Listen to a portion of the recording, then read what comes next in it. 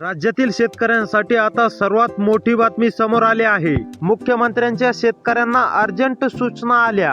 ती म्हणजे आता जर तुम्हाला पीक विमा पाहिजे असेल आणि तुमच्या बँकेत तुम्हाला पीक विमा अजून पण मिळाला नसेल तर तुम्ही ही 5 कागदपत्रे लवकर जमा करावीत। ही 5 कागदपत्रे जमा केल्या 24 तासाच्या आतमध्ये तुमच्या खात्यावरती तुमच्या हक्काचा 2022 चा 2023 चा 2024 चा पीक विमा 24 तासामध्ये तुम्हाला जमा करण्यात येणार आहे।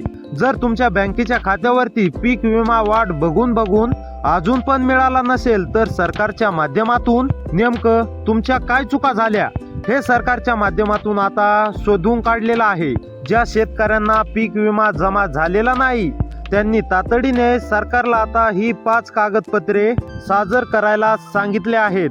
ही 5 कागदपत्रे सादर केल्या पुढील 24 तासाच्या आतमध्ये तुमचा 2022 चा 2023 चा आणि 2024 चा जर तुम्ही पीक विमा भरला असेल तर तुमच्या बँकेच्या खात्यावरती आता 24 तासाच्या आतमध्ये तुमच्या खात्यावरती पीक विमा जमा करण्यात येणार आहे असं सांगितलंय। त्यामुळे पीक विमा न जमा झालेल्या शेतकऱ्यांनी हा व्हिडिओ शेवटपर्यंत नक्की पहा आणि तुम्ही ही नवीन 5 कागदपत्रे तात्काळ जमा करा। गेल्या महिनाभरापासून शेतकरी आतुरतेने पीक विम्याची वाट बघत होते। पीक विमा त्या ठिकाणी केंद्र सरकारकडून सोडलेला पण होता, परंतु शेतकऱ्यांना खात्यावरती पीक विमा लवकर जमा होत नव्हता। यावरती नेमके का पीक विमा शेतकऱ्यांच्या खात्यावरती जमा होत नाही असं जेव्हा कृषी विभागाला विचारण्यात आलं तेव्हा स्पष्टपणे या ठिकाणी सांगण्यात आलंय ते म्हणजे पीक विम्यामध्ये अनेक शेतकरी घोटाळे करत होते। शेतकऱ्यांना ही 5 कागदपत्रे जमा करावी लागणार आहेत।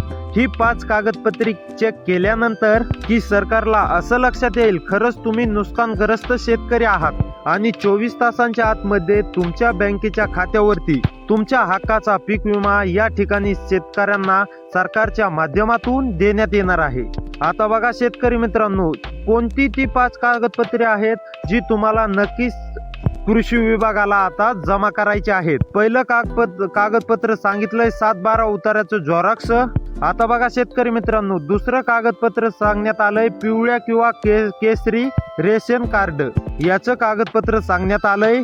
3 नंबरचं सरकारच्या माध्यमातून या ठिकाणी कागदपत्र सांगण्यात आलंय ते म्हणजे तुमचं ओळखपत्र यामध्ये सांगण्यात आलंय ते म्हणजे तुम्हाला काय द्यायचंय, पॅन कार्डाचे झेरॉक्स किंवा आधार कार्डाचं झेरॉक्स किंवा मतदान कार्डाचे झेरॉक्स, तुम्हाला कोणतीही एक ओळखपत्र या ठिकाणी झेरॉक्स द्यायचं आहे।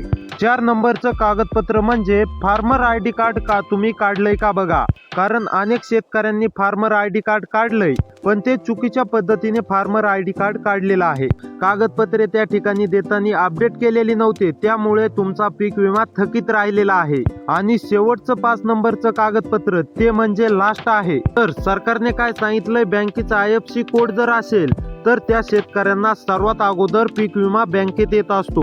त्यामुळे जर तुमच्या बँकेचं खातं छोट्या बँकेत असेल, ज्यांचा IFSC कोड स्वतःचा नाही अशा बँकेत असेल, त्यांचा सर्व्हर डाऊन असेल, गव्हर्नमेंटच्या बँकेत जर तुमचं खातं खोललं तर लवकरच तुम्हाला खात्यात पीक विमा जमा होईल। तर हे 5 कागदपत्रे तुम्ही लवकर तुमच्या याच्या कृषी विभागामध्ये जमा करावी, तुम्हाला लवकरात लवकर पीक विमा जमा होईल। तर अशी व्हिडिओ पाहण्यासाठी आपल्या चॅनलला सबस्क्राईब करा। भेटूया पुढच्या व्हिडिओमध्ये।